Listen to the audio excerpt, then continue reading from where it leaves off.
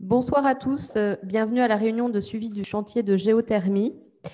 Je vais vous énoncer les modalités d'échange et de contribution pour ce soir. À la fin de l'exposé, vous aurez la possibilité de prendre la parole grâce à l'outil Levez la main sur votre Zoom via l'onglet Participants. Nous vous informons que cette réunion est enregistrée. Si vous ne souhaitez pas apparaître à l'image, merci de désactiver votre caméra. Et nous vous remercions de bien laisser votre micro fermé pendant la présentation.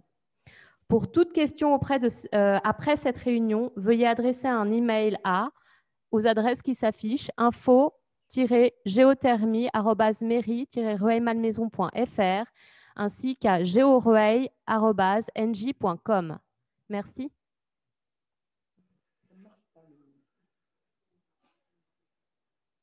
Il y a quelque chose qui ne marche pas. Je ne sais pas ce que c'est.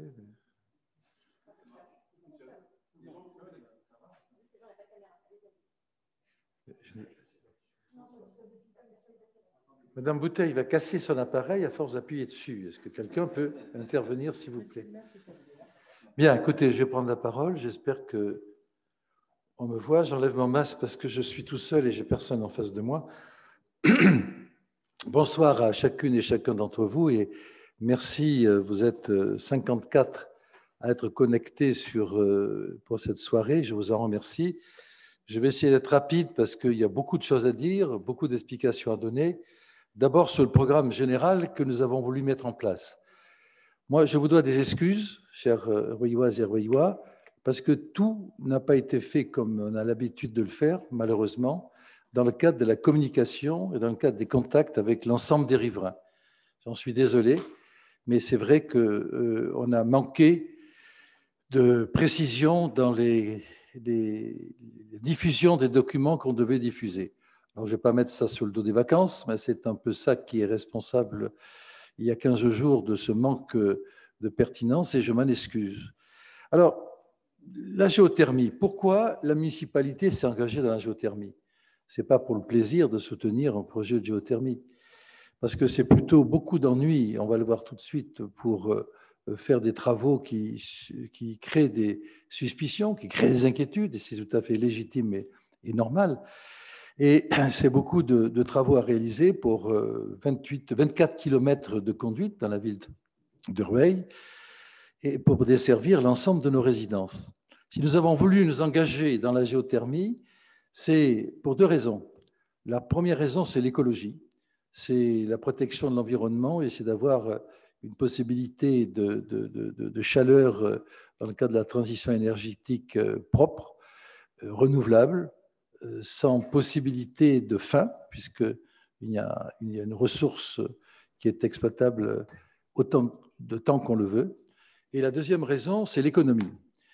Des économies qui, dès le départ, voisineront les 5%, puis monteront en progression pour les usagers, pour aller jusqu'à une vingtaine de pourcents à terme sur le prix de l'énergie pour ceux qui seront desservis. Voilà ce qui nous a motivés. Être dans un contexte de défense de l'environnement et d'une pratique écologiste vertueuse, et en même temps d'être utile aux Rueilloises et aux Rueillois dans les collectivités, parce que c'est les bâtiments collectifs qui seront desservis. Nous avons tenté de faire cette opération avec la ville de Nanterre. Il faut 12 000 équivalents logements pour lancer l'opération, pour qu'elle soit rentable et que la société choisie, NJ, puisse rentabiliser le forage et le fonctionnement. On avait les 12 000 logements avec Suresnes. Malheureusement, pour des raisons que je peux comprendre et qui sont les raisons du conseil municipal de Suresnes, quelques mois, 2-3 mois avant les élections municipales, ils ont renoncé à travailler avec Rueil. Donc, nous avons décidé de travailler avec nous, c'est-à-dire qu'au lieu de concentrer la géothermie sur le haut de Rueil, l'écoquartier et le plateau, nous avons décidé de descendre vers le bas de Rueil et d'aller jusqu'à la Seine. C'est un projet ambitieux, c'est lui qui fait 24 km 500 de conduite, et c'est un projet qui va servir les Rueillois, mais tant mieux. Tant mieux. Après tout, comme on dit, l'occasion fait le larron. Et nous avons même décidé de nous associer avec le CITRU, le syndicat de traitement des ordures ménagères, qui a une production de chaleur dans sa usine de traitement des ordures ménagères à Carrières-sur-Seine, à côté de Chatou, pour qu'il puisse nous apporter un complément de chaleur pour le bas de Rueil et pour toute la partie du bec de Canard, vous voyez, entre la route départementale et la Seine, où il risque d'y avoir une perte de 1 degré, 1,5 degré. Enfin, les spécialistes d'Engie pourront vous dire ça, pour qu'on puisse être sûr de ce que l'on pourra produire. Voilà pourquoi on s'est lancé dans ce projet. Alors maintenant, et je ne veux pas être trop long, je vous l'ai dit, on va avoir des discussions sur la manière dont le projet a été engagé. Je reconnais qu'on peut... Moi, tu sais, il y a le truc, mais c'est sur le truc de Excusez-moi, Ray. je croyais qu'on me parlait. Je reconnais qu'on ne part pas d'un bon pied. Le haut-parleur. Parce que pour le début des travaux, il y a eu non, là, ici, là, ce que je qualifierais poliment de maladresse de la part de l'entreprise gestionnaire qui a fait que, sans prévenir les services de la mairie, c'était les vacances, décidément, ils sont venus commencer les travaux. Et au bout de, je crois, ils vont vous expliquer ça, un pré-forage de 50 mètres de profondeur. Au bout de quelques mètres, 8 ou 9 mètres de profondeur, ils sont tombés sur ce que j'appelle, moi qui ne suis pas un technicien, une barre rocheuse. Et au lieu d'arrêter de prévenir, pour qu'on prévienne les riverains, ils ont fracassé la barre rocheuse, qui a provoqué des vibrations et qui légitimement a provoqué des inquiétudes. J'aurais été dans la résidence, j'aurais été le premier à être inquiet. Bien, c'est un incident qui a de la gravité que par rapport à ceux qui peuvent éventuellement subir des conséquences. Et on va faire tout ce qu'il faut pour gérer ces conséquences. Et s'il y en a, on a fait passer un huissier pour constater. Et j'ai confié à Mme Bouteille, qui est à côté de moi, le premier adjoint chargé de l'écoquartier, le soin de piloter une petite équipe avec M. Madigou qui s'occupe de la société Géorueil et les spécialistes d'Engie, pour être en relation avec la résidence et régler ce problème de la manière la plus efficace qui soit, je m'y engage en tout cas, pour les habitants de cette résidence. Je voudrais qu'on évacue ce problème ce soir, parce que ce n'est pas le problème de la soirée. Le problème de la soirée, c'est la géothermie et l'avenir pour Rueil. Malheureusement, cette nuit est arrivé un deuxième problème. Il n'a jamais, j'espère que ce n'est pas 203, j'espère, parce que sinon c'est inquiétant.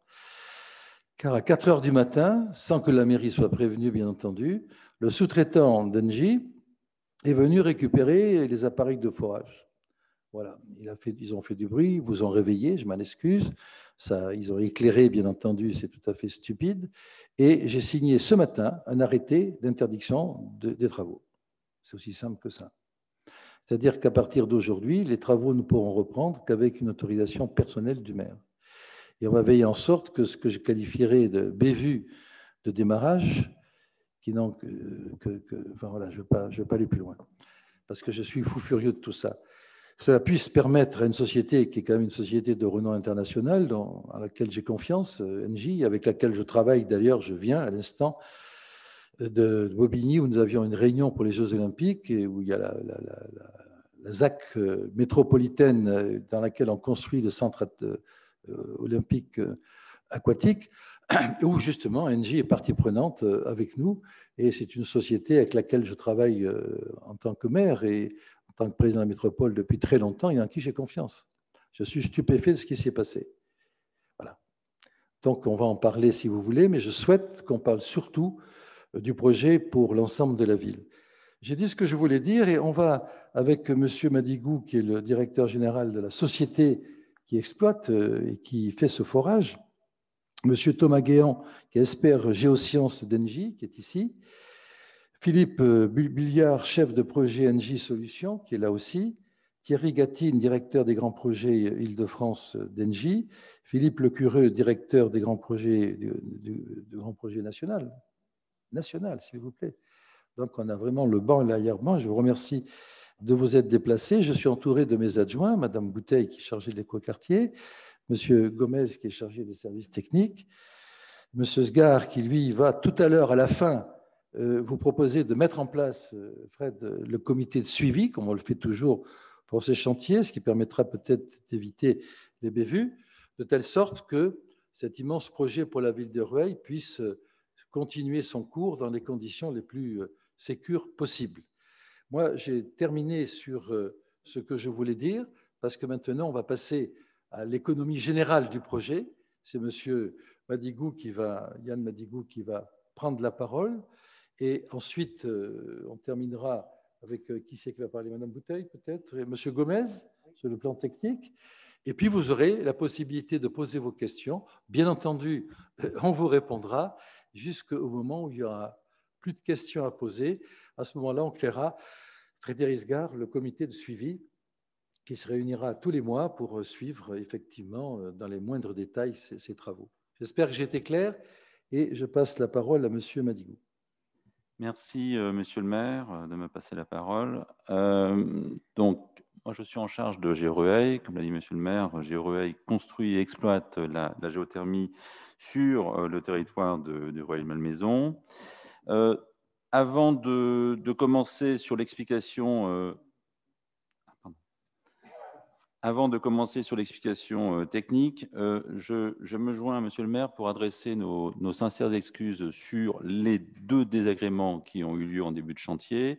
Je souhaite aussi, vis-à-vis de mes équipes de maîtrise d'ouvrage déléguées et vis-à-vis des opérateurs et desquels on travaille, qu'il y en a eu 2, il n'y en aura pas 3. En tout cas, c'est le message que nous avons passé avec mon directeur général d'Engie aujourd'hui, et je crois que les messages ont été entendus, puisque nous avons fait des mises au point, notamment avec un certain nombre d'opérateurs d'Engie. Voilà, donc je vous adresse vous avez adressé dans la lettre d'information de la direction des GeoRueil nos excuses, mais là je le dis en direct, parce que ça me paraît important sur les 2 événements qui ont eu lieu, le sujet forage et le sujet que Monsieur le maire a exprimé, le sujet du camion cette nuit, que ces événements-là ne se reproduiront pas, bien évidemment. Bon, alors parlons concret maintenant. La géothermie, je crois qu'il y avait un petit slide qui était juste avant, si on suit. Voilà. Alors, un petit mot sur la géothermie rapidement. Qu'est-ce que nous allons capter dans les sous-sols de Rueil? Nous allons donc installer 2 puits, un puits de production et un puits de réinjection. Donc, le puits de production, il est sur la gauche, c'est la petite branche que vous voyez en rouge. Celle-ci va capter à 1500 mètres, ça s'appelle le Dogger, hein, donc c'est une profondeur sur l'Île-de-France. Nous allons capter donc une eau à 62 degrés autour de 320 mètres cubes. Cette eau va remonter au travers d'un échangeur thermique, va être réinjectée par la suite au niveau d'un puits de réinjection. Nous récupérons 320 mètres cubes, nous allons donc rejeter 320 mètres cubes. Le circuit est complètement fermé en la matière et l'échangeur thermique va capter une partie de cette énergie qui va être abondée, qui va être maximisée par une pompe à chaleur qui va relever la température. L'échangeur thermique et les pompes à chaleur et tous les équipements techniques qui gèrent ce bâtiment rentrent dans le bâtiment d'exploitation de la géothermie. On le verra tout à l'heure. C'est un bâtiment donc technique. Et derrière la pompe à chaleur, l'ensemble de la production va distribuer donc le réseau de chaleur, le réseau de Rueil Énergie, donc sur 24 km, donc une énergie vertueuse, donc un vrai projet de transformation, de transition énergétique, énergie qui va servir ensuite l'ensemble des bâtiments secondaires, les copropriétés, les bailleurs, les bâtiments tertiaires et les bâtiments de la ville de Rueil-Malmaison, bien sûr. Voilà, donc c'est une technologie, le Dogger, qui est au point. Il y a plusieurs forages qui ont été faits, notamment par Engie, donc en Île-de-France, et qui fonctionnent remarquablement bien aujourd'hui. Ça, c'était la partie technique de la géothermie. Alors, ce que n'est pas la géothermie de Rueil, c'est le 1 et le 3. Le 1, nous ne sommes pas dans une géothermie basse énergie. Donc, la géothermie basse énergie, c'est ce qu'on appelle la géothermie superficielle. Donc, c'est le petit 1 que vous voyez sur le schéma. Donc là, on est sur du 70-80 mètres, on est sur du 15 à 20 degrés. Donc là, ce n'est pas du tout le projet qui a été mis en œuvre. Nous sommes sur une géothermie là, à 1500 mètres, on l'a dit tout à l'heure. Et ce que n'est pas non plus la géothermie de Rueil, c'est ce que vous avez peut-être entendu dans la presse ou vu dans certaines presses il y a quelques semaines, le projet en Alsace. Le projet en Alsace, c'est un projet qu'on appelle une géothermie socle fracturée. Là, on ne descend pas à 1500 mètres comme vous le voyez sur le petit schéma, on descend entre 3000 et 4000 mètres. Et à 3000 et 4000 mètres, qu'est-ce qu'on rencontre? Eh bien, on rencontre tout simplement de la roche. Et la roche, eh bien, on a beau percer de manière importante et de manière correcte notre forage, on est obligé de la fracturer. Et la fracturer, ça veut dire mettre de la pression. Et quand on met de la pression et qu'on fracture, évidemment, on peut avoir à ce moment-là, sur cette catégorie de forage qui est le numéro 3, qui n'est pas du tout les forages que nous faisons, nous, chez Engie Solutions, mais dans ces catégories de forage d'Alsace, nous pouvons donc avoir des secousses sismiques, et c'est ce qui s'est vraisemblablement passé du côté de l'Alsace. L'événement du 22 février, qui a été évoqué tout à l'heure, avant de faire le forage, nous avons une opération, qui est une opération finalement de guidage, qui s'appelle des opérations d'avant-puits. Donc cette opération d'avant-puits, pour le avant-puits numéro 1, il y a 2 avant-puits, puisqu'il y a 2 puits, donc il y aura 2 avant-puits. L'avant-puits numéro 1, l'opération a démarré le 22 février. Il y a eu quelques opérations préparatoires la semaine précédente, mais l'opération technique a commencé le 22 février matin, et l'objectif était de descendre dans un avant-puits à 50 mètres. Donc, on fait un avant-puits avec des tubes guides qui servent au forage pour, on va dire, guider le forage qui aura donc une opération ultérieure de forage importante. Au bout d'1 heure, nous avons ressenti des vibrations pendant une vingtaine de minutes et nous avons rencontré, M. le maire a dit un banc rocheux, nous on parle de calcaire dur, dans une zone de calcaire qui s'appelle les calcaires de Saint-Ouen. Cette zone que vous voyez sur le petit schéma à droite, elle est entre 2,5 et 9,5 mètres, c'est des marnes et des bancs calcaires et coquillers. Cette zone existe, on la connaît, généralement elle passe sans aucune difficulté. Nous n'avons pas les moyens au niveau de la géologie, et il y a beaucoup d'avantages aux études géologiques, mais il y en a un avantage que l'on n'a pas, c'est de connaître la dureté. On ne la connaît pas par anticipation, on la découvre. Partout sur l'ensemble du territoire d'Île-de-France, la dureté était plutôt faible et ne posait pas de difficultés. Et là, à cet endroit de Rueil, nous avons eu donc une dureté qui a créé donc, pendant une vingtaine de minutes donc, ces vibrations. Et donc ces vibrations qui ont été constatées pendant ces 20 minutes-là n'ont pas été constatées par la suite. C'est-à-dire que quand on a atteint la profondeur de 6 à 8 mètres, nous avons donc fini le forage à 55 mètres, et entre 8 mètres et 55 mètres, il n'y a pas eu du tout de vibration, là on est rentré dans des zones qu'on appelle des zones de marne, des zones d'argile, de sable, de calcaire, qui sont des zones, on peut dire, meubles, hein, dans lesquelles les tubes et le forage qui a été fait n'ont pas posé de difficultés. Voilà. Donc, la zone de vibration qu'on a vue là, c'est celle qui a entraîné évidemment une zone de vibration, et évidemment, chez un certain nombre de riverains, des réactions qui ont été prises en compte évidemment tout de suite. Et donc, nous avons arrêté dans la journée du 22 nos travaux d'avant-puits immédiatement, et en accord évidemment avec la ville.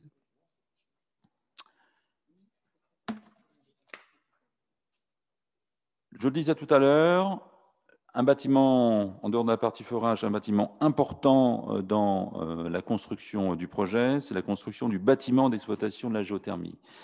Vous avez compris tout à l'heure que nous y mettions un échangeur, une PAC, un ensemble technique d'automatisme et des opérateurs techniciens qui vont être amenés à travailler en exploitation pendant les 25 ans de marché. Donc, le bâtiment, nous en montrons une vision. Il y aura d'autres visions qui vont être commentées derrière la page, le slide que je vous montre là. Donc, c'est un bâtiment totalement intégré, globalement 7 mètres de haut, sur une surface, nous sommes sur une surface de 250 mètres carrés. Précédemment, puisqu'il y a eu des travaux de construction, il y avait donc le bâtiment de l'école, donc, qui a été détruit. La destruction a eu lieu au mois de novembre de mémoire. Et donc, ce bâtiment d'exploitation aura aussi, donc, va être aussi environné et verdi, voilà, avec un certain nombre de projets que l'on a imaginés. Donc, vous repérez donc évidemment dans la construction du bâtiment donc les rues adjacentes, notamment la rue des Bergères qui est indiquée, et la résidence des Bergères, pardon, et la rue Gustave Flaubert.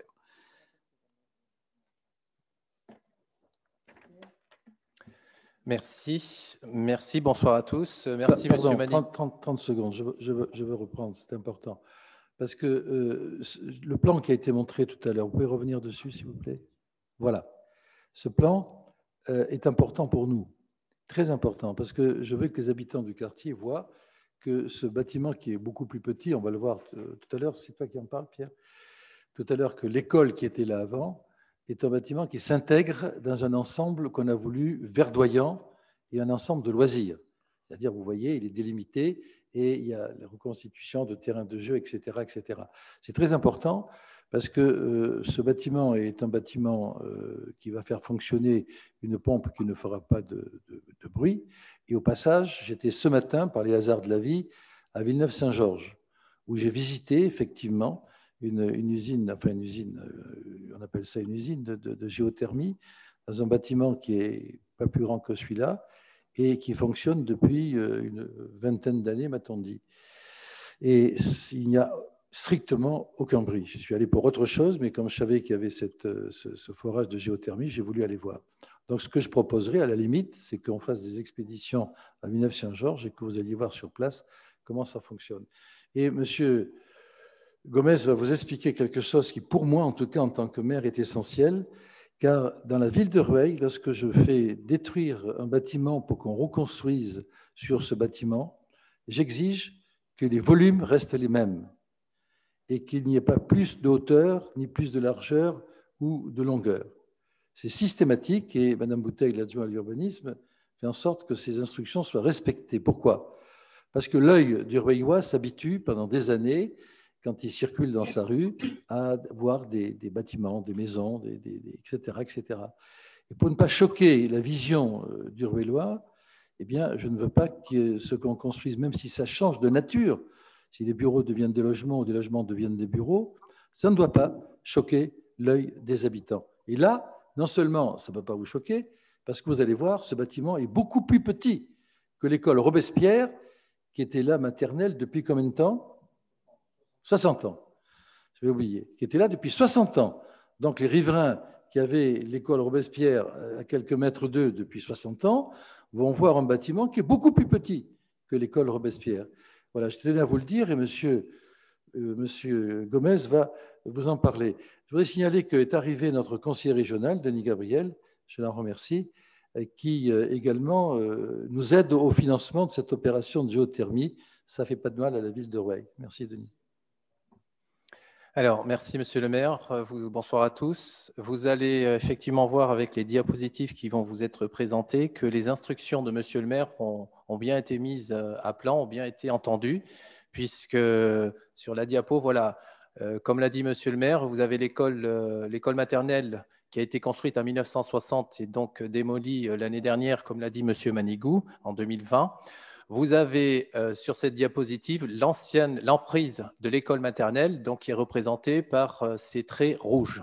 Donc l'emprise au sol était de presque 33 mètres en largeur et de 36 mètres en longueur. Et or, on voit fortement que le futur bâtiment d'exploitation, qui est représenté par la couleur bleue, est presque 4 fois inférieur à la surface de l'ancienne école maternelle, puisque le bâtiment d'exploitation de cette géothermie aura une longueur maximale de 20 mètres et sur une largeur de 15,50 mètres. Au niveau de la volumétrie, et cette diapositive est importante puisqu'elle vous montre effectivement la vue de la résidence des Bergères et la résidence du Plateau, et vous avez l'ancienne volumétrie de l'école maternelle, et sur la partie droite, nous pouvons constater que la volumétrie du bâtiment d'exploitation est bien inférieure suite aux instructions données par Monsieur le maire. Troisième diapositive, la construction du bâtiment d'exploitation. Donc là, on vous présente une coupe avec les hauteurs de l'ancienne école maternelle, pratiquement 9 mètres de haut, 8,74 mètres. En rouge, pardon, merci Monsieur le maire. Et en bleu, vous avez le futur bâtiment d'exploitation, donc 7,25 mètres. Sur ce bâtiment d'exploitation, on voit effectivement la partie souterraine où il y aura, comme l'a évoqué M. Madigon et M. Ollier, les pompes à chaleur, tout le local technique qui se situe sous ce bâtiment. Et ce bâtiment sera évidemment élaboré avec des matériaux adaptés qui permettront de mettre en place tout un système pour piéger les sons et pour que ce son reste à l'intérieur de ce bâtiment. Alors, Monique Bouteille va vous présenter la diapositive suivante. Oui, merci Pierre. Alors effectivement, Monsieur le maire a choisi de vous présenter deux variantes des façades que nous pourrions habiller. Et je remercie la société NJ qui a entendu la volonté que nous avions à intégrer ce bâtiment au plus près de l'environnement des façades des bâtiments qui l'environnent. Donc, une partie de ce bâtiment pourrait avoir un revêtement plus noble de plaquettes de pierre et elle pourrait être soit en foncé, qui donne un côté contemporain, mais qui marque aussi beaucoup plus le bâtiment dans la visibilité que l'on peut avoir, ou bien sur la droite, un revêtement de pierre aussi, qui pourrait être plus clair et qui est assorti aux façades des bâtiments environnants. Donc, c'est une variante que Monsieur le maire a souhaité vous présenter, de façon à ce qu'en fin de réunion, vous pourriez nous donner votre sentiment, votre préférence, et bien évidemment, nous la suivrons, puisque ce sont deux matériaux de qualité que nous vous proposons. Je pose une question en pleine réunion. Il faut décider de la couleur avant quand? Eh bien… Monsieur Madigou, avant quand? Quel délai? Le permis va être déposé… Quel délai? 8 jours, 15 jours, 3 semaines, un mois? Combien? 3 mois. Donc, je propose que vous choisissiez, ce n'est pas ce soir, parce que ça va être compliqué. Voilà. On peut vous envoyer ça à domicile avec des couleurs, et puis vous pourrez répondre, et Madame Bouteille jouera le rôle du jury, et on choisira ceux qui ont choisi en plus grand nombre le foncé ou le clair. On fera ce que vous voudrez. Voilà. Alors, je voudrais rappeler enfin que si, on l'a vu dans les images qui ont été présentées, si vous le voyez sur ce plan, eh bien évidemment, sur le terrain qui faisait au total 5000 m², il est restitué 4000 m² sur la partie d'espace jeu, d'espace sport, et qu'il y a moins de 1000 m² qui sera réservé aux bâtiments d'exploitation et aux accès, bien évidemment, pour les quelques fois où il y aura de l'entretien à avoir. Voilà, si vous voulez, ce bâtiment que l'on a voulu vous présenter pour rassurer les inquiétudes tant que personne ne connaissait les gabarits et les tailles et l'intégration que nous souhaitons y mettre sur ce terrain. Bien évidemment, ça ne pouvait qu'ajouter des inquiétudes et j'espère que nous aurons pu donner des éléments de réponse. Monsieur, on va vous passer le petit film du bâtiment que l'on vous a présenté, de façon à ce que vous voyez en 3D, c'est une maquette bien sûr d'architecte, pour que vous puissiez vous rendre compte de cette volumétrie et que d'ores et déjà, vous ayez encore cette image.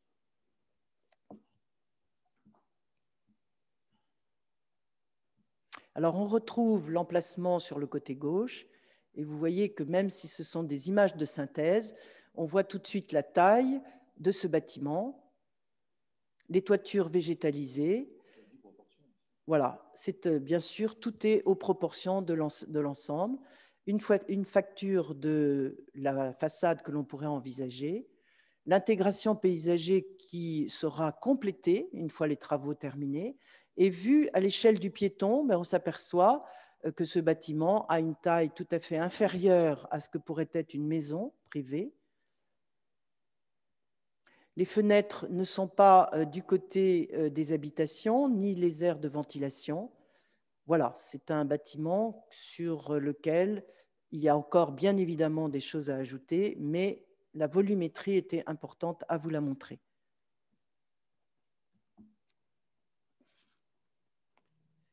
Alors, je vais laisser la parole à Monsieur Madigou pour qu'il puisse nous parler de la suite.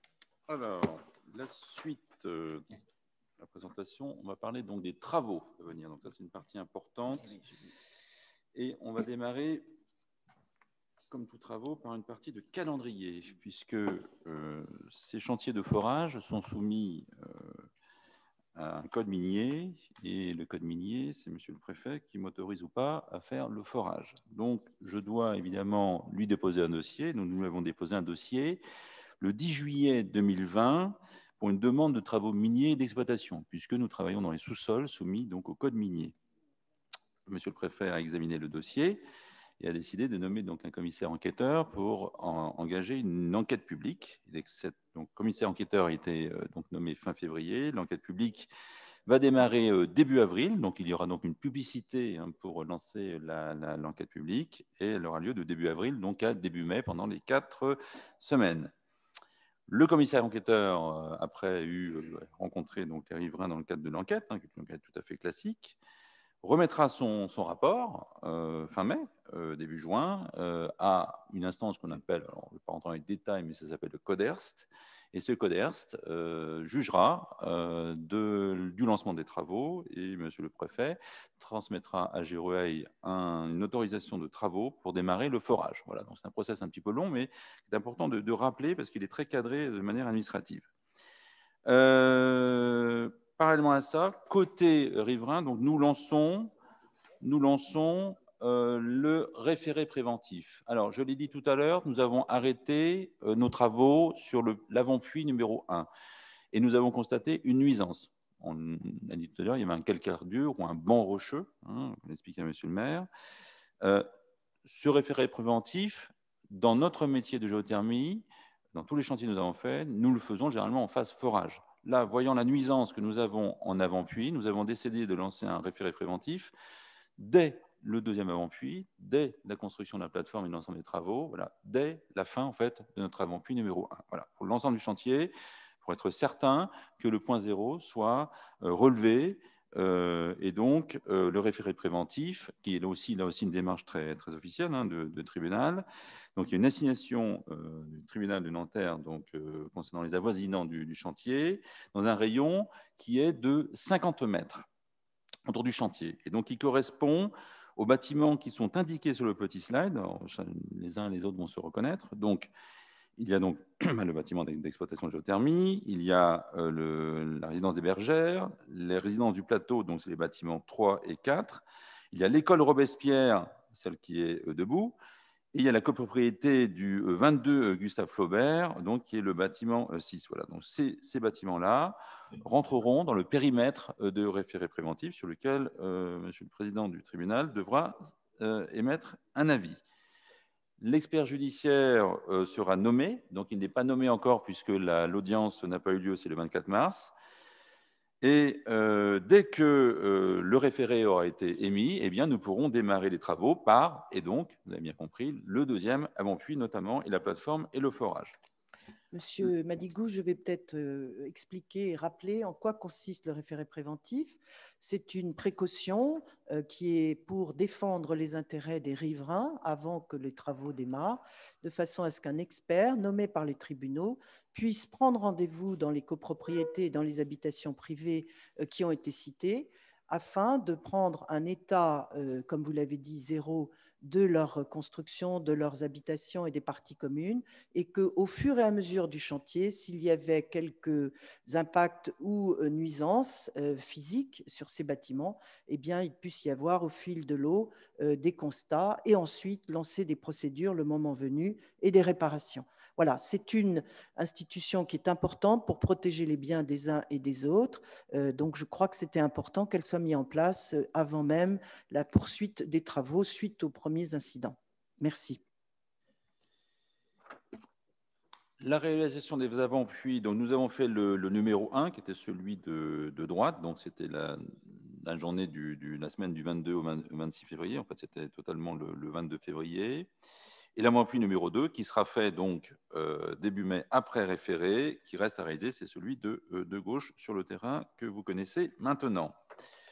Les travaux du deuxième avant-puits, comment nous allons les aborder, sachant que nous avons vu le premier avant-puits. Donc la profondeur à atteindre va être évidemment la même. Vous avez compris que mon puits de production et mon puits d'injection sont des puits équivalents. Nous allons prendre un certain nombre de précautions complémentaires, sachant que là, nous avons un calcaire dur. Donc, tout d'abord, nous allons utiliser de l'eau pour lubrifier l'outil de perforation. Et nous allons ajuster la vitesse de foration et le poids sur l'outil réduit pour la traversée progressive des bandures. Voilà, donc on va dire un peu ralentir la manœuvre de foration de manière à faire en sorte qu'il y ait le moins de vibrations possible. L'idée étant limiter drastiquement les vibrations potentielles. Construction de la plateforme. Donc derrière des avant-puits, il y a donc une plateforme à construire. Donc cette plateforme va être mise en place Donc, c'est une dalle béton hein, qui va être mise sur l'ensemble du terrain. Cette mise en place va être faite aussi avec un enrobé de surface. Et on va mettre en place aussi les postes électriques HTA, puisque le chantier, vous le verrez tout à l'heure, fonctionne en poste électrique. Ce n'est pas toujours le cas de nos géothermies, donc là, on a une vraie chance. Et nous allons réaliser aussi des rampes d'accès pour l'ensemble de ce chantier. Ensuite, on passe à la partie, elle a été explicitée, mais un petit peu plus claire, plus loin, la partie forage, sur le slide suivant. Donc, la partie forage, c'est 10 jours de montage. Donc, l'unité de forage que vous voyez là, dans cette unité qui fait 39 à 40 mètres, il faut 10 jours pour la monter. Parce qu'avant de forer, il faut monter hein, l'ouvrage. Hein, donc, il y a une dizaine de jours de montage. Ensuite, il y a 90 jours d'opération. Donc, ce sont des opérations de forage, donc 24 heures sur 24, 7 jours sur 7. Et ensuite, étant donné qu'on a mis 10 jours pour le monter, on va mettre 10 jours pour le replier. Donc, en tout, 110 jours d'opérations de forage vont être réalisés sur ce chantier. Le calendrier des travaux, et je dis toujours, les travaux de géothermie, c'est 3 étapes. La préparation de la plateforme est le deuxième avant-puits, le premier avant-puits étant fait maintenant, de début mai jusqu'à fin juin. Et donc, il démarrera, et là, le processus est très clair, c'est une fois qu'il y aura eu la clôture du référé préventif et que nous aurons l'autorisation du tribunal. De juillet à octobre 2021, il y aura le forage, incluant donc la partie de montage et la partie de démontage, et donc les 90 jours de forage, donc dans l'été. À partir de novembre, eh bien, l'élément qu'il faut construire, on a travaillé beaucoup dans le sous-sol, on va travailler hors sol, ça va être le bâtiment d'exploitation géothermique. Donc, lui, il va falloir le construire et puis installer aussi tous les équipements à l'intérieur. On a parlé d'échangeurs, de pompes à chaleur, de régulation, d'automatisme, d'électricité, etc. Donc, de novembre 2021 à juin 2022, le bâtiment que vous avez vu tout à l'heure sortira de terre. Et la mise en service et en exploitation, puisque Géoreil gère en même temps les travaux, la construction et en même temps l'exploitation, les essais et la mise en service industrielle seront faits en juillet 2022. Voilà le processus de travaux qui va être mis en œuvre avec les 3 étapes principales. Sur un chantier comme celui-ci, 2 points sont à maîtriser. Tout d'abord, l'empreinte sonore. Nous avons donc un certain nombre de machines de forage qui vont être mises en place donc pendant 90 jours en termes de forage, 24, 7 jours sur 7. Donc nous devons évidemment être extrêmement attentifs dans nos investissements et notre projet sur l'acoustique et sur la moindre nuisance sonore qu'il peut y avoir, qui peut être générée par ce chantier. Donc, ce que nous faisons, et nous avons les habitudes de faire, c'est qu'on pourrait décider de solutions rapides à mettre en œuvre. Ce n'est absolument pas ce que nous faisons. Nous faisons tout d'abord une maquette 3D de la zone autour du chantier. À partir de là, nous établissons une modélisation acoustique qui va nous dire comment, en fonction des bâtiments, de la hauteur des bâtiments environnants, etc., nous allons avoir des émergences sonores et nous allons pouvoir gérer ces émergences sonores. Et à partir de là, nous pouvons décider de mettre la solution qui va répondre à ces émergences sonores. Aujourd'hui, nous avons reçu un pré-rapport qui a été fait, puisque les mesures sont faites évidemment dans l'environnement d'aujourd'hui, puisque le chantier est arrêté. Donc, on voit bien comment fonctionne l'environnement d'aujourd'hui dans la zone, notamment des 50 mètres que l'on a vu tout à l'heure sur le référé préventif. Donc, nous avons aujourd'hui identifié 2 solutions qui pourraient être préconisées concernant l'atténuation sonore. Solution sur laquelle nous allons devoir travailler pour choisir la bonne solution. Première solution, c'est un mur en tôle acoustique mince qui ferait donc une grande partie du tour du chantier que vous voyez là, donc sur 5 mètres de hauteur. Et puis une autre solution, nous l'avons déjà testé par ailleurs, un mur de paille inifugée et bâché de 2 mètres d'épaisseur et de 6 mètres de hauteur. Donc, nous devrons déterminer dans le mois de mars la bonne solution, en tout cas celle qui est la plus efficace pour les riverains et pour respecter aussi l'arrêté de chantier, puisque nous devons un certain nombre de niveaux sonores en limite de notre chantier. Pas celui-là ? Le chantier tout électrique. Sur des chantiers de géothermie, historiquement, on a souvent, se rajoute en émergence sonore un groupe électrogène. Voilà. Donc là, on a la possibilité de se raccorder tout de suite, dès le démarrage du chantier, sur le HTA. Donc la HTA, c'est la haute tension A, donc directement sur le réseau Enedis. Donc là, pas de groupe électrogène, pas d'émergence supplémentaire, donc c'est quand même un point très important. On remercie Enedis de nous faire en sorte que l'électricité arrive bien quand nous en aurons évidemment besoin derrière. Mais ça, on n'est pas inquiet, on a fait ce qu'il fallait avec eux. Voilà, donc ça c'est un point important. Les autres points sur un chantier de forage, il y a un certain nombre de points névralgiques. Il y a les pompes de forage sur lesquelles il faut faire un capotage. Un capotage, c'est un calfeutrage acoustique, on va dire des objets qui peuvent être des pièces mécaniques bruyantes. Donc là, nous mettrons en place donc, un capotage des pompes de forage. Nous mettrons aussi un capotage d'autres organes qui sont des fois un petit peu plus compliqués. C'est le treuil, puisque évidemment, pour arriver à 40 mètres et faire son opération, il faut mettre des treuils en fonctionnement. Donc nous avons là un capotage calfeutrage phonique du treuil pour là aussi baisser le niveau sonore du chantier. Donc toutes ces opérations-là, toutes ces mesures, et notamment la première mesure qui est extrêmement importante, la mesure de modélisation, pour nous permettre de maîtriser notre niveau sonore et toute l'émergence sonore que va produire ce chantier, notamment la partie forage pendant les 90 jours que j'ai donc exprimé tout à l'heure. Merci, Monsieur Madigou. Donc, je crois qu'à partir des descriptions du planning que vous avez donné, qui ne commenceront, je le rappelle, qu'au moment où le référé préventif aura été mis en place, nous pourrons monter, Frédéric, les comités de suivi qui vont être suivis avec la fougue qui t'appartient et le dynamisme avec toutes nos équipes.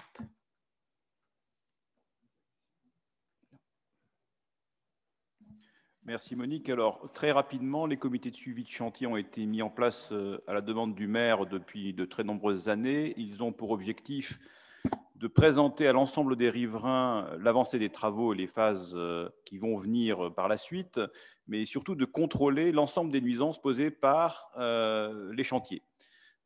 Ça rassemble à la fois les responsables du chantier, nos services techniques, les riverains, les conseillers de village qui le souhaitent, afin de suivre de façon très régulière l'avancée du chantier et de pouvoir intervenir dès qu'une nuisance a lieu, c'est-à-dire que vous aurez des réunions très régulièrement, à peu près tous les mois, peut-être un peu plus espacées en fin de chantier, et entre chaque réunion, vous pouvez évidemment, dès qu'il y a un problème, me contacter, et nous, on réintervient très régulièrement. Vous aurez des comptes rendus de ces réunions qui vous seront transmises, et qui vous permettront de prendre acte des différentes décisions qui ont été prises pendant ces réunions et donc des actions que le chantier doit entreprendre.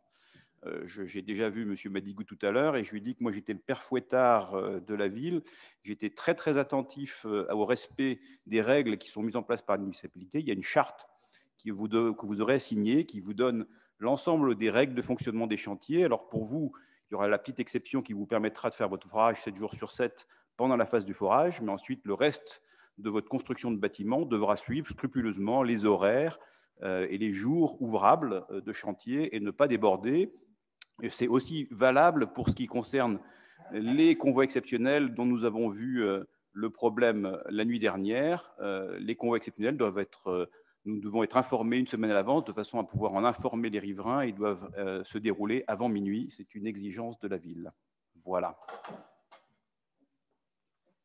Merci de votre attention. Je voudrais rajouter quand même une chose que tu n'as pas rappelée, Frédéric, c'est que d'ores et déjà, nous avons demandé qu'il y ait des capteurs sur ce chantier et donc, bien évidemment, des capteurs de bruit, des capteurs de qualité d'air et puis des capteurs sismiques. Je pense qu'il faut absolument arriver à trouver comment se protéger et ensuite avoir une lecture régulière et un contrôle régulier lors de ces contrôles, de ces comités de suivi. Voilà. Je pense que maintenant, on va laisser place aux questions, Monsieur le maire.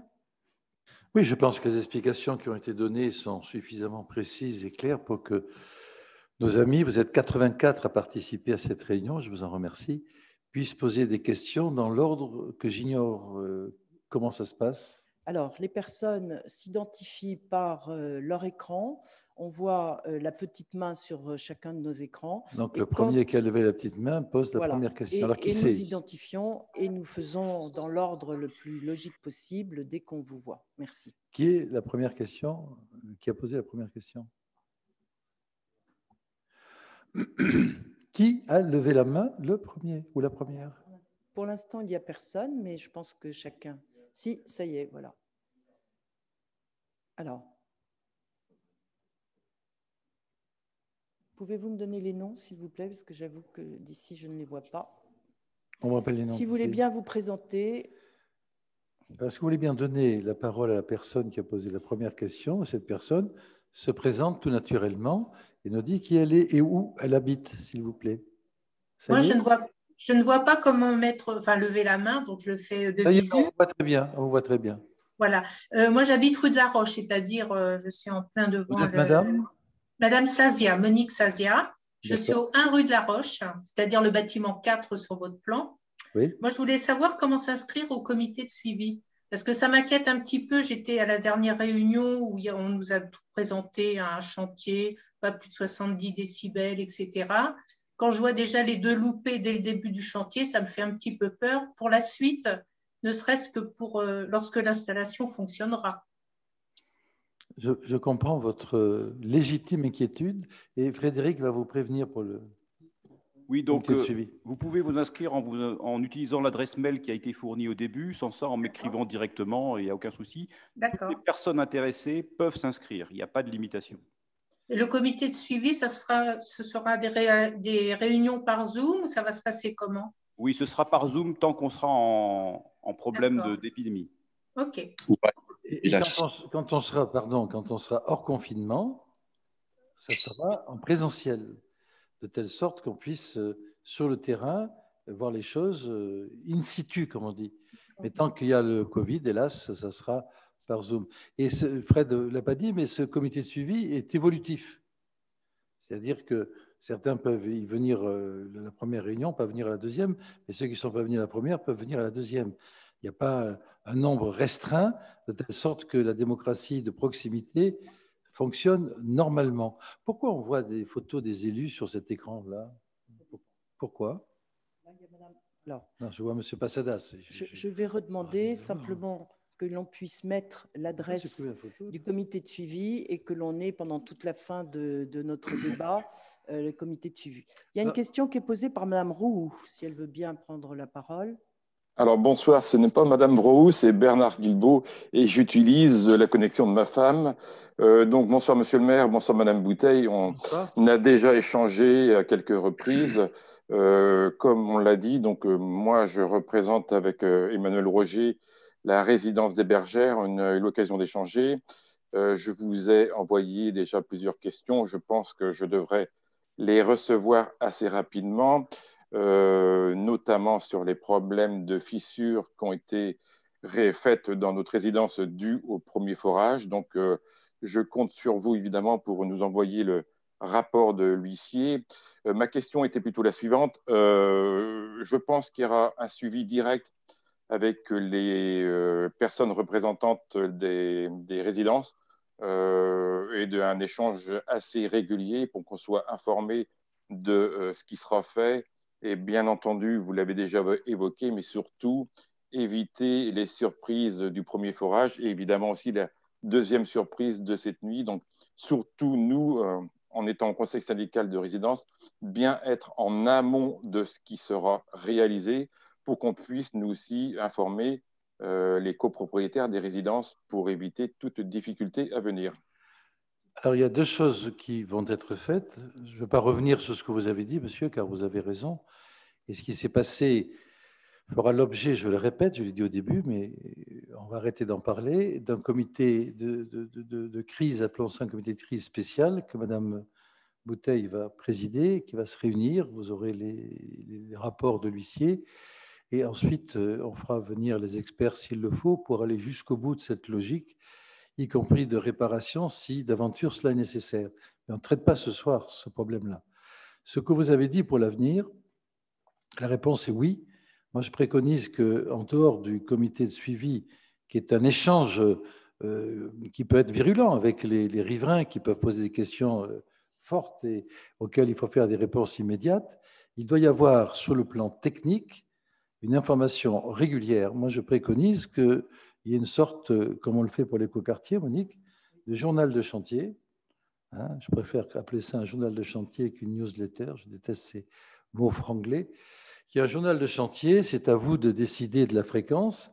Monsieur Madigou, vous verrez ça en fonction des événements qui se produisent, de telle sorte que dans le rayon plus large que les invitations de ce soir, parce qu'on peut très bien aller plus loin pour faire du boîte aux lettres, pour informer les Reuillois de tout le quartier qui peuvent être intéressés, il y ait au moins une fois par mois une lettre de chantier qui vous donne les nouvelles et qui vous dit ce qui se passe, qui vous permettra dans la réunion du comité de suivi d'avoir des informations qui permettront de poser des questions. On fait ça? Vous êtes d'accord, monsieur? Parfait. Et puis, je voudrais simplement compléter, monsieur Guilbault, vous savez qu'on a la volonté de travailler en direct avec le conseil syndical et votre syndic bénévole. Donc, ça va être mis en place très prochainement. Et on a centralisé, bien évidemment, toutes les questions que vous nous avez adressées. Elles seront traitées prochainement de façon groupée et coordonnée. Parfait. Juste une autre question, sans doute la dernière. Les plans qui nous ont été montrés, donc les plans de zone avec l'implantation de cette géothermie, sont-ils des plans définitifs? On avait évoqué avec vous-même et monsieur le maire peut-être une possibilité de redistribuer le zonage de façon à ce que l'emplacement définitif soit moins embêtant pour notre résidence. Donc ma question, est-ce définitif ou il y a encore des échanges possibles? Alors, monsieur Guilbault, je ne vais pas être plus royaliste que le roi. Moi, j'ai tenu à ce qu'on vous montre des photos de la réalité de l'impact du bâtiment. Vous habitez, monsieur Guilbault, depuis combien de temps dans votre résidence? Une vingtaine d'années? 14 ans. Ben, vous voyez, je ne me trompe pas de beaucoup. 14 ans. Depuis 14 ans, vous avez l'école maternelle Robespierre dans les yeux. Brutalement, elle a disparu. Et vous allez voir apparaître un bâtiment, on vous l'a démontré tout à l'heure, qui est nettement plus petit que l'école. Je ne pense pas qu'il y ait de nuisance visuelle, en tout cas. Sur la question que vous posez, je vous ai dit que ça serait quelque chose qu'on étudierait. On l'a étudié. Et je voudrais que ce soit les spécialistes, je ne sais pas qui, d'Engie qui répondent, parce qu'il y a des caractéristiques techniques qui font que malheureusement, ça ne peut pas changer. Mais ce n'est pas à moi de répondre parce que je ne suis pas un technicien. Qui veut répondre de la chez Engie? Qui veut répondre sur le fait qu'on ne puisse pas changer le bâtiment de place? Oui. Avez-vous compris ma question? Oui, évidemment. Je pensais que c'était... Alors enlevez votre masque et répondez, s'il vous plaît.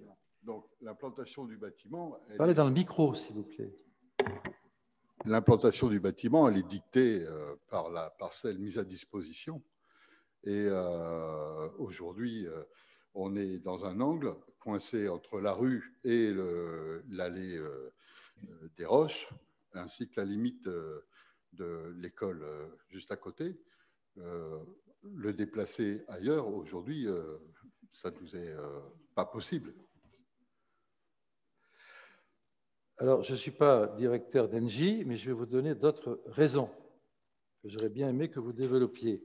Oui, excusez-moi de vous couper parce que le pas possible ne me donne pas beaucoup d'explications. Non, mais attendez, je vais rajouter des raisons qui sont d'ordre juridique, qui n'ont pas été exposées. Il y a le problème du changement de bâtiment qui, obligatoirement, oblige la ville et la société à redéposer un nouveau dossier en préfecture. Parce que c'est la construction de ces puits de forage et de ces bâtiments est soumise à des lois qu'il faut respecter. Et si on doit reprendre l'étude d'impact, le DOTEX, c'est-à-dire le document technique, auprès de la préfecture, ça conduit à l'annulation et au dépôt, l'annulation de la demande et au dépôt d'une nouvelle, et le décalage qui serait conséquent ferait perdre le permis de recherche du site géothermique. C'est-à-dire que le permis de recherche que Engie a, qui implique qu'ils doivent commencer les forages définitifs avant le mois de septembre, c'est ça? Déterminé, pardon. Ouais. Au mois de septembre. Oui, tout à fait, c'est ça, hein, c'est bien le mois de septembre. C'est bien ça, mais c'est ce que j'aurais aimé que vous disiez, parce que ce n'est pas au maire de le dire, excusez-moi. Voilà. Le problème est que si d'aventure on devait changer, ça impliquerait que Engie perde l'autorisation de forage. Alors, je comprends bien qu'il y en a certains qui souhaitent nous voir abandonner le projet, mais ce n'est pas une bonne technique pour nous que d'accepter cela. Ensuite, il y a le décalage de la rampe d'accès. L'impact est plus important de la circulation en face de chantier. L'accès de ce chantier ne s'effectuera plus à l'angle Gagny-Flaubert. Donc, ce n'est pas la peine de faire ce déplacement. Et il y a l'explication que vous avez donnée. Tout ça cumulé fait qu'on ne peut pas changer le bâtiment. Mais permettez-moi de répéter que vous aurez un petit bâtiment sous les yeux, agréablement intégré dans un environnement qui est verdoyant, au lieu d'avoir une grosse école maternelle comme c'était le cas avant. Je ne veux pas vous dire que c'est une raison qui fait que vous devez accepter, mais en tout cas, je considère que le dommage que l'on peut créer est beaucoup moindre que ce qui existait avant et que ça peut peut-être justifier le fait qu'on ne change pas de bâtiment de place. Parce que si on doit le changer de place, il n'y a plus de projet. C'est aussi clair que ça. Je préfère être clair qu'il n'y ait pas de suspicion. C'est bien ça, là, c'est la raison. Voilà. C'est ce qu'il faut dire.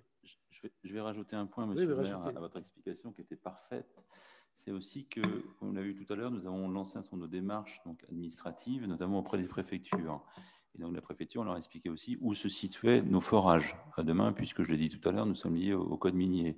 Donc, si nous déplaçons notre bâtiment et que nous laissons le forage, nous prenons donc finalement une plus grande surface d'emprise, ce qui n'est pas le but au fait, du terrain, et donc ce qui pourrait poser aussi un souci de mise en œuvre, puisque nous avons vu tout à l'heure que nous faisions 1000 m², si nous déplaçons notre bâtiment et que nous laissons nos forages là où ils se situent, là on ne peut pas les bouger, puisque la préfecture nous donne l'autorisation de ces 2 trous-là d'avant-puits. On ferait une surface certainement plus près de 1500 à 2000 m² que de 1000 m². Donc on prendrait surface sur l'ensemble du terrain de sport, qui est un terrain qui, je pense, tient à cœur aux Roaillois et Roailloises. Donc voilà, surtout à cœur aux maires. Ce serait, en plus, et ce serait donc une totale aberration. Et comme vous l'avez dit, le point final, c'est que nous avons une autorisation de commencer nos forages avant le 6 septembre 2021. Donc, vous avez vu le calendrier, il est extrêmement serré. Voilà. Alors, Madame Anna a une question. Alors, c'est un pseudonyme. Qui c'est Anna? Si vous voulez bien vous présenter. Oui, bonjour. Anna. Bonjour. Vous m'entendez? Mais on ne vous voit pas. Vous m'entendez? Oui, on vous entend très bien. Je suis Anna Rodet, j'habite 14 rue Gustave Flaubert, donc juste en face de la centrale. La semaine dernière. Oui, exactement. Et je voulais rebondir sur la question de l'emplacement parce que notre question, c'était ne pas changer l'emplacement des puits. Ça, on comprend que techniquement, ce n'est pas possible, mais changer l'emplacement de bâtiment. Parce que le bâtiment ne doit pas être construit exactement dans le même endroit où il aura des puits. Madame Rodet, excusez-moi de vous interrompre. C'est ce que vient de répondre M. Madigou. Il a dit que si on gardait le forage là où il est fait et qu'on changeait le bâtiment, il fallait prendre, je n'ai pas le plan sous les yeux, mais quasiment la totalité de l'air, de l'ensemble comment on appelle ça, pas du projet, du terrain, cherchez le mot, du terrain. Or, la mairie a un projet sur ce terrain. Et qu'on ne veut pas avoir un bâtiment 3 fois plus gros que celui qui est là, parce qu'il faut bien comprendre que si le forage reste là où il est et que le bâtiment doit être agrandi, le bâtiment sera 2 à 3 fois plus grand que celui qui existe aujourd'hui. C'est évident. Alors, ça va à l'encontre de ce que vous dites et ce que vous souhaitez, parce que vous souhaitez un bâtiment le plus petit possible, c'est ce qui est fait.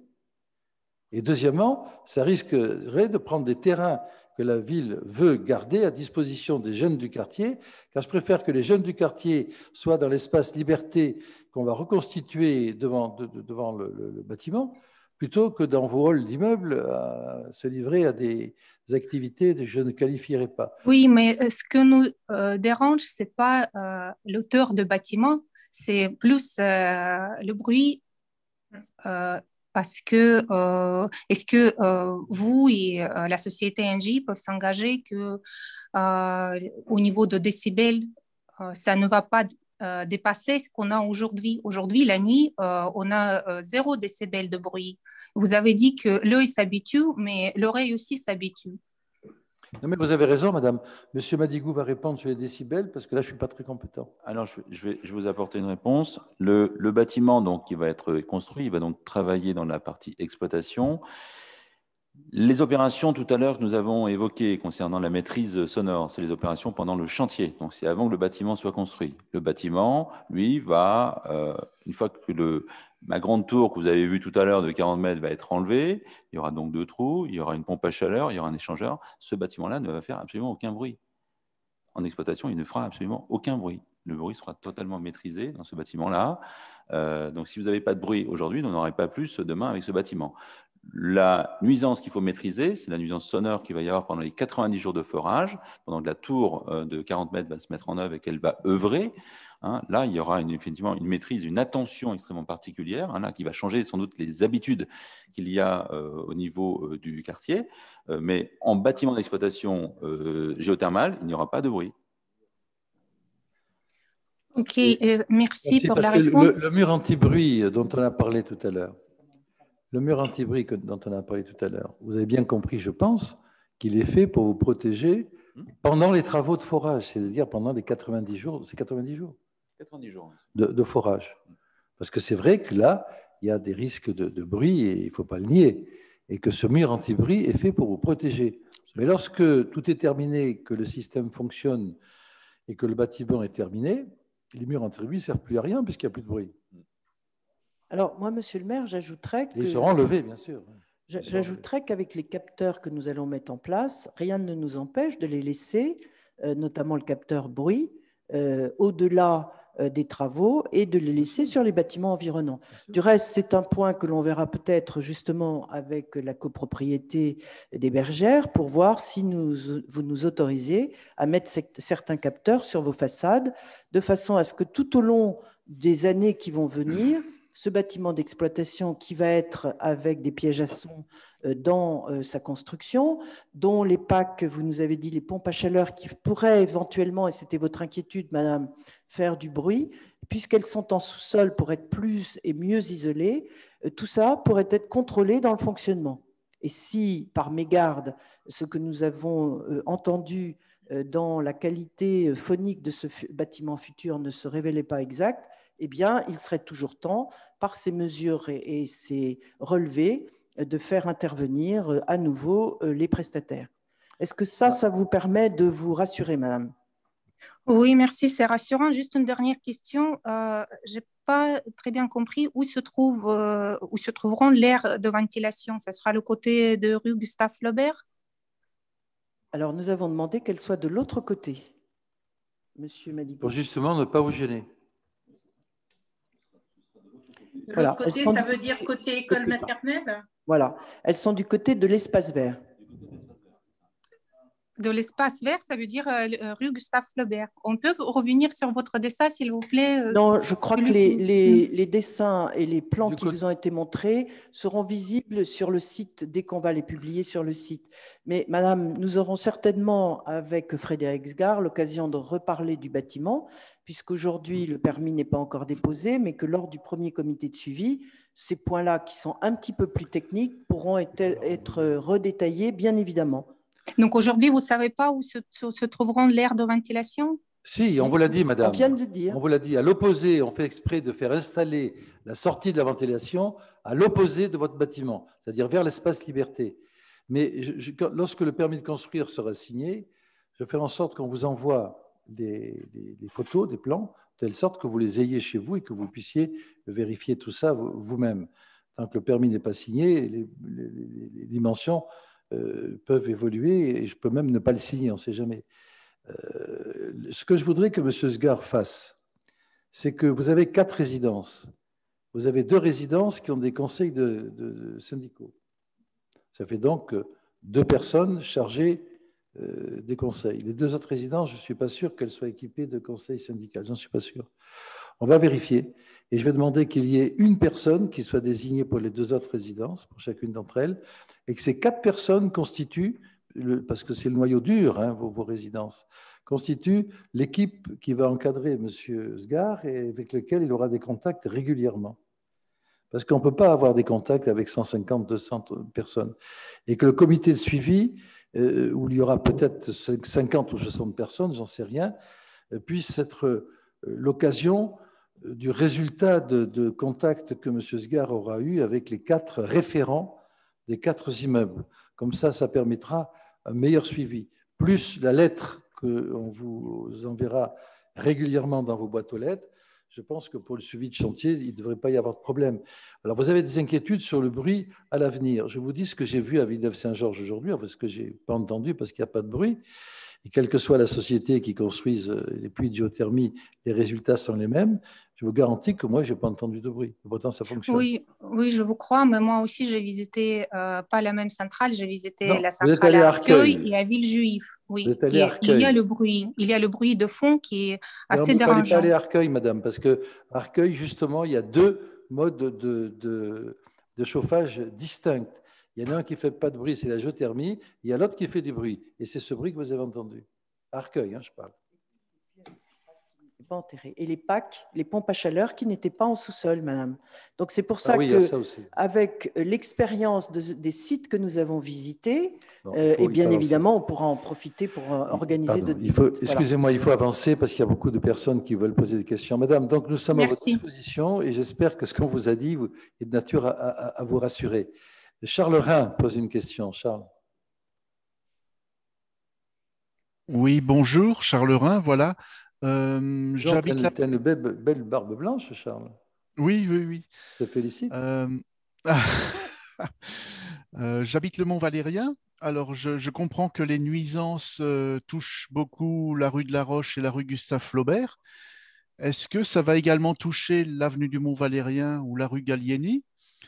Ça, c'est ma première question. Et la deuxième question, est-ce que l'on va profiter de cette chaleur qui sera générée par cette source géothermique ou est-ce que c'est uniquement réservé à l'écoquartier ou aux bâtiments collectifs? Alors, je vais répondre sur la deuxième question et M. Madigou pourra répondre sur la première concernant les nuisances. La géothermie sera en tout premier lieu destinée aux bâtiments collectifs. Soit les collectifs bailleurs sociaux, soit les collectifs privés. Ça, c'est clair. Plus tard, lorsque le réseau sera bien rodé, bien sûr qu'on pourra étudier la manière de faire des distributions plus ciblées sur les pavillons et les maisons individuelles. Mais ça, c'est plus compliqué. Donc, aujourd'hui, la cible des 12 000 logements dont j'ai parlé, ce sont l'ensemble des collectifs privés ou publics. Et bien sûr, qu'ils soient là où tu habites ou ailleurs, et bien sûr, ils pourront être desservis. Le problème, c'est que on a fait une réunion avec tous les bailleurs sociaux. Pour être bien sûr qu'on ait un accord pour que, je parle des bailleurs sociaux, on ait un accord pour qu'ils jouent le jeu et qu'ils s'inscrivent dans cette dynamique. Sinon, on n'avait pas les 12 000 équivalents logements et on ne pouvait pas faire le projet qui n'aurait pas été rentable. Et on a fait signer à nos bailleurs sociaux un engagement pour qu'ils marchent avec nous jusqu'au bout. Ils ont tous signé. Et donc, là, il n'y a pas de... Le projet, entre guillemets, est sécurisé parce que je leur fais confiance et va se rajouter toutes les collectivités, tous les immeubles privés, copropriétés privées, qui pourront effectivement être connectés sur le réseau si elles le demandent. Est-ce que c'est clair? Oui. Alors, pour les rues, je ne sais pas qui peut répondre pour les rues. Si, je vais apporter une réponse au monsieur. Alors, sur la partie Gustave Flaubert, Roche et Robespierre, effectivement, il y a le chantier. Donc là, évidemment, on est dans une de chantier, donc il y a forcément une nuisance de chantier pendant la période. Sur la rue, j'ai compris, vous étiez dans la rue Gallieni, c'est ça, monsieur? L'avenue du Mont-Valérien. L'avenue du Mont-Valérien, donc un petit peu plus haut. Donc là pour le coup, le seul embêtement que vous pourrez trouver, c'est le passage de nos camions. Donc on aura dans un chantier de géothermie, pendant les 90 jours, il y aura 3 camions par jour qui vont passer. Voilà. Donc, ils rentrent par la rue Gallieni, ils repartent par la rue Gallieni. Donc, je pense qu'ensuite, ils prennent le Mont-Valérien, certainement, je pense, dans l'axe de leur conduite derrière. Voilà. Donc, c'est la seule contrainte que vous aurez, c'est le passage de 3 camions de chantier donc par jour pendant les 90 jours. Voilà. Et je ne veux pas me projeter dans l'avenir, mais Charles, je ne pense pas que les camions passent par la rue du Mont-Valérien. Je ne pense pas. Enfin, j'en ai pas vu. Gallieni, j'en suis sûr. Mont-Valérien, j'en serais moins sûr. Monsieur Madigou ne connaît pas par cœur la ville. Je connais. Oui. Nini, ça je l'ai repéré. Galini, nous sommes d'accord. Désolé. Ça te va comme réponse, Charles? Oui, oui, tout à fait, oui. Merci. C'est gentil, merci beaucoup. Excusez-moi pour l'à peu près de géographie. Après, qui c'est qui parle après? Est-ce qu'il y a une autre question? Je vois rien s'inscrire sur l'écran. Moi, j'aurais juste une remarque parce que vous avez insisté beaucoup sur l'aspect visuel du bâtiment qui sera moins grand que l'école maternelle d'avant. Moins volumineux. Voilà, l'aspect visuel. Mais je trouve que rue de la Roche, on est particulièrement malchanceux puisque l'école, la nouvelle école, en fait, nous a complètement occulté la vue. Donc, si on peut, enfin, là, il n'a pas été question de… C'est terrible. C'est terrible ce que vous dites, madame. Ah ben moi, avant, j'avais la vue sur le Mont Valérien. Maintenant, j'ai l'école. Madame, je ne parle pas en tant que maire de Rueil, je parle en tant que Rueillois. Non, mais vous avez insisté beaucoup sur l'aspect visuel. Laissez-moi vous répondre, madame. Laissez-moi vous répondre, s'il vous plaît. Vous venez de dire quelque chose qui est terrible pour moi. Parce que vous avez raison. Je ne discute pas. Vous avez raison. Le problème, c'est qu'une ville ne peut pas évoluer sans qu'on construise un bâtiment devant un autre bâtiment. Sinon, ce n'est pas une ville. Et que quelqu'un qui a un pavillon se retrouve avec un bâtiment devant, et malheureusement, il est obligé de l'accepter parce que c'est un droit de propriété, un droit de construction.